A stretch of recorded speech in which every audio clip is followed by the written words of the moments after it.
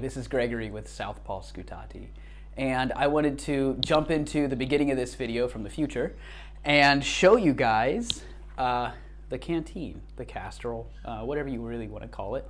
I don't know if it has an official designation or name, but I wanted to talk a little bit about what went right and unfortunately what went wrong. So I recently moved to a new country where a lot is new. I don't speak the language. It's very different than from where I grew up in the United States. And with that comes a lot of learning. And one of the things, I was following a couple YouTube videos on other people who have made this, and I saw some people throw it into their oven. And I completely took for granted the fact that it was an electric oven compared to my gas oven. So everything was working out perfectly fine. It was all stitched up. It was almost actually waterproof without putting any of the wax sealing or anything on it, just with the stitching alone. I had packed it full of corn, and it was ready to go. So I threw it in the oven for a couple minutes. I was worried about it getting moldy overnight. Humidity climate here just really makes things mold. So I threw it in the oven, and unfortunately, I was not as careful as I should have been. And as you can see, there's a big hole right here and burned. It's hard as a rock. And then I have another burn here. So I might try to fix this. I have enough footage for this video and one more video.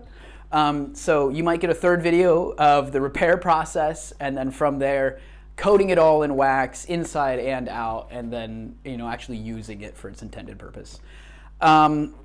Or it might just become a nice little decoration on the shelf. So we'll see where that goes from there. I had to take a little bit of a break. I got over the initial shock of it being ruined, and I sat there and I looked at it for a while, and I thought about the hours and hours that I had spent stitching it and cutting it out and doing all the work.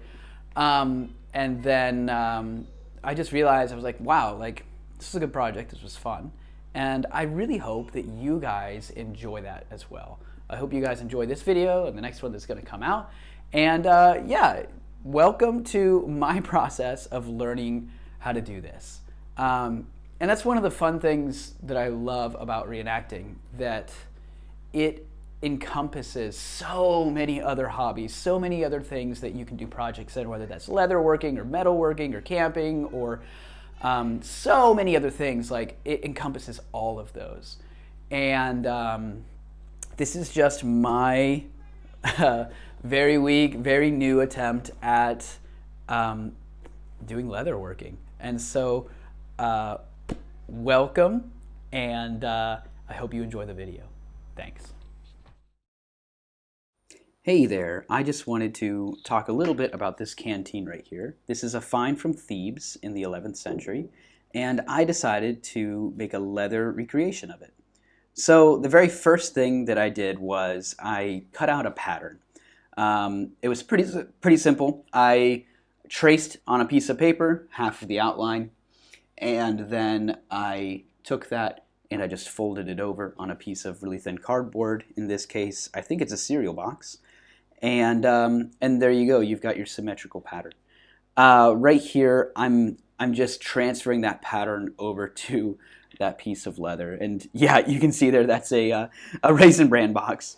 I don't even know if I actually finished that box before I used it. I think I still have a bag of cereal sitting in my cupboard with a box in it with a big hole cut out of it. But yeah, so after I got the outlines done, I'm just kind of rough cutting it out right now. I've got a really sharp knife, and I'm taking my time just cutting these lines. I'm trying to be neat. I'm trying to not cut within those lines, but also knowing I can leave room for error and margin, because I'm going to refine those lines later on. So the most important part with cutting is to take your time, let the knife do all the work, and don't force it. I'm working on my desk here in my office, but I also have a sacrificial cutting board underneath. We recently moved to a new country, so everything is kind of all over the place. Um, where I would normally have like a workbench or like a garage to work in, we're living out of an apartment now, and so that's all kind of a new thing to do. But like I said, decided to go with an 11th century clay find for this canteen. Um, I've linked down in the description a source for a bunch of other canteens. There's actually, I think it's 11th or it's maybe 10th century Fatimid canteen made out of leather. So leather was the material that was available to me. I have very basic experience working with leather in the past, and so I decided, hey, I'm in the mood for a fun project. Let's start with this. Let's work out of leather, and if it turns out well, maybe I'll use it for my kit, maybe not. Um, and I think you'll get a variety of opinions on that. It's based off of a find, but it's not made out of the same material. Um, and so you know, if you want to do something like this, totally like as a fun project, totally go for it. I would say I think it's fun, but definitely check with your group if you are part of a group, and if stuff like that is allowed. If not, then totally that makes sense. I understand that completely. It's definitely speculative in the sense that we don't have archaeological evidence that someone in the Byzantine military would have used a leather canteen.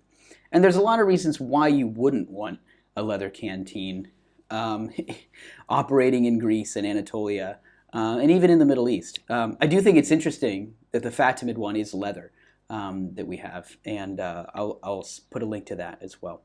But it's interesting because the way that these are sealed, from my understanding, and I don't know too much historically to say, but my understanding is they're sealed from wax, from beeswax. So you coat it on the inside with beeswax, let that permeate the entire canteen, and then you cover it on the outside, and that's what provides that waterproof seal. The problem is when it gets hot, like it does a lot in the Middle East and in Anatolia and in Greece, you you don't want heat and wax to mix. So yeah, that's not a good thing. So right here, I have finished cutting out everything, and I'm just wiping it down with some leather conditioner. The leather I bought it, the place I bought the leather from, it was sitting in an old shoe shop inside the old city that I live in. So I have a historical section of the city that I live in, and then the modern section. So I walked down into the old section and wandered around. Like I said, I don't speak the language very well yet. Everything is still very new. The culture is new. And I had a very authentic experience of going and buying this leather, wandering around, asking local shop owners, hey, where can I find some leather? Until I found a shoe store, a shoe repair place. And they had the leather. So I bought it from them. It looked really dry and rough, so I decided to give it a little coat of some leather conditioner. I don't know if that makes it not food safe. I guess that we'll find out. And here I am. There's a couple really tight turns on the casserole. So I've got these leather punches, and I'm just going to pop a couple holes in this. That's just going to make it easier to make those cuts, make those turns a little nicer, and just gives me a little bit of a place to go on from there. So pop those holes. I just kind of checked the placement of the punch first. I just lightly pushed it up against the leather just to make sure everything was where it was supposed to be. And now I am going to cut it out more finely.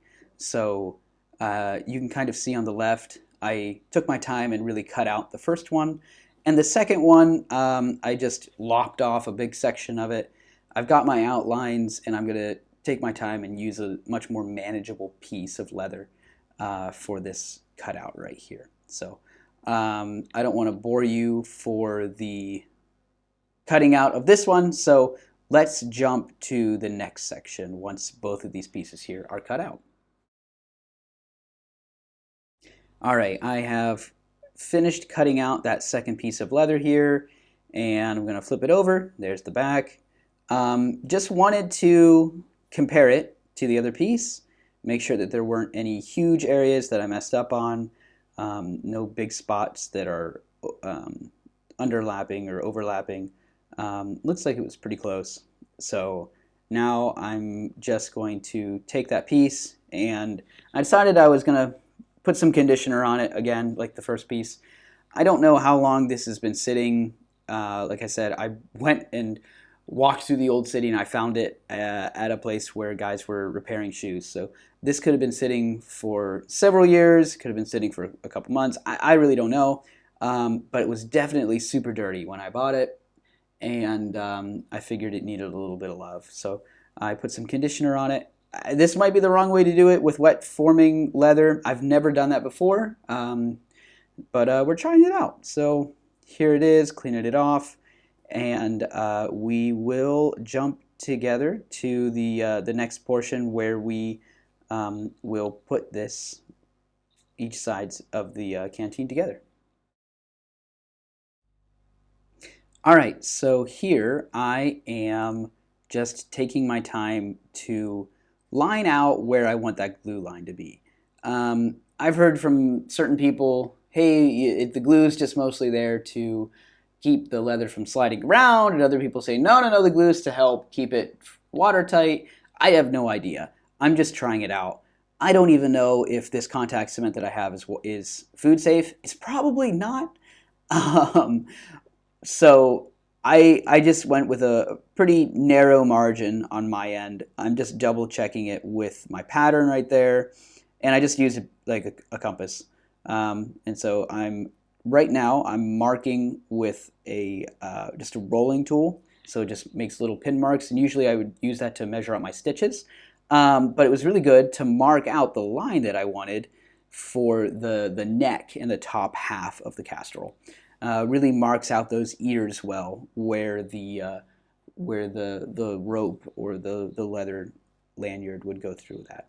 So it worked out really well, and I'm just going to flip it over and do it on the other side so that I know right where I want that neckline to be.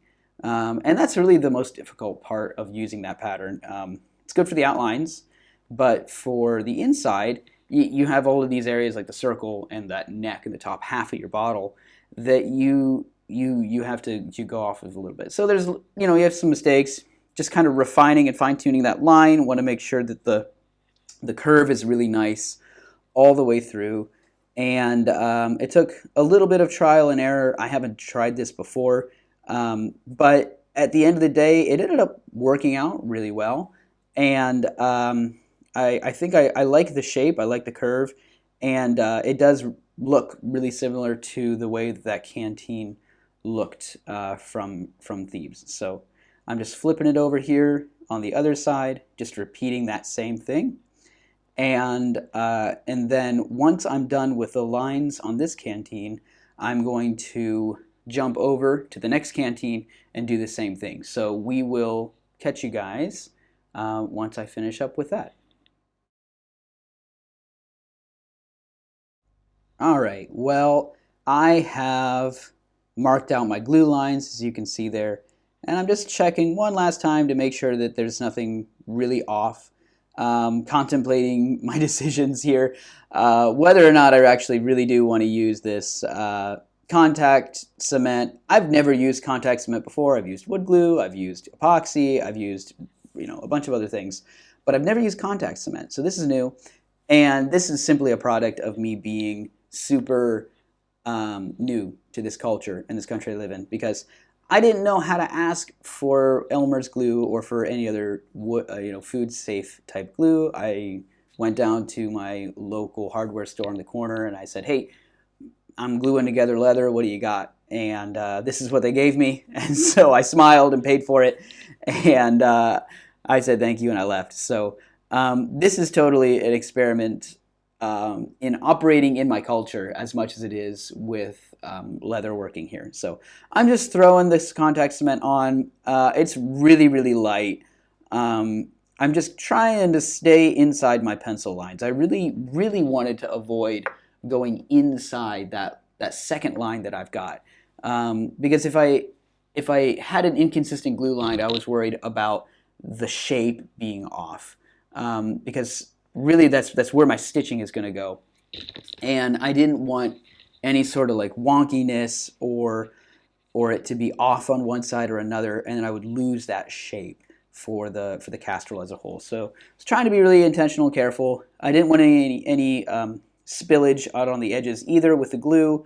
So I did go really, really light on it. I probably could have gone a little heavier with the glue, but I decided to just take my time, go slow, hit a 10-minute working time, and then once you let it sit, you smack it with a hammer, and that helped set it together. So I wasn't in a huge rush. It was more so, hey, I took a lot of time cutting this out and measuring it, and I really don't want to mess this up.